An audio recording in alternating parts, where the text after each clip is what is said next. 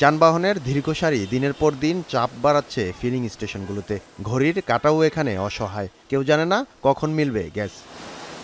রাজধানীর বিভিন্ন ফিলিং স্টেশনগুলোতে দেখা দিয়েছে যানবাহনের চাপ। ফিলিং স্টেশনগুলোতে গ্যাসের চাপ কম থাকায় সরবরাহ ব্যাহত হচ্ছে। ঘন্টার পর ঘন্টা গ্যাসের জন্য অপেক্ষায় সিএনজি ও প্রাইভেট চালকরা।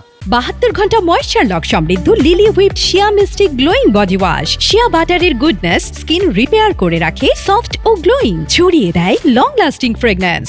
কোনো গ্যাসই পাচ্ছি না, তারা হঠাৎ অল্প একটু বলে আসছে, সীমিত কিছু গ্যাস দিয়ে আবার বলে আর ধরতে জানা প্রেশার নেই। গত 3 দিন সিরিয়াল দিছি, 3-4 ঘন্টা সিরিয়ালে দাঁড়িয়ে আবার চলে গেছি, গ্যাস নিতে পারি নাই।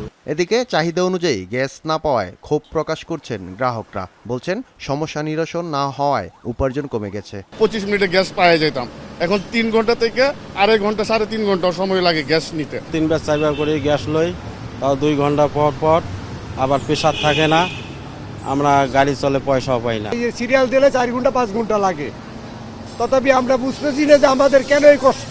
আর ফিলিং স্টেশন কর্তৃপক্ষ বলছে গ্যাসের চাপ কম থাকায় গ্রাহক চাহিদা অনুযায়ী সরবরাহ করা যাচ্ছে না।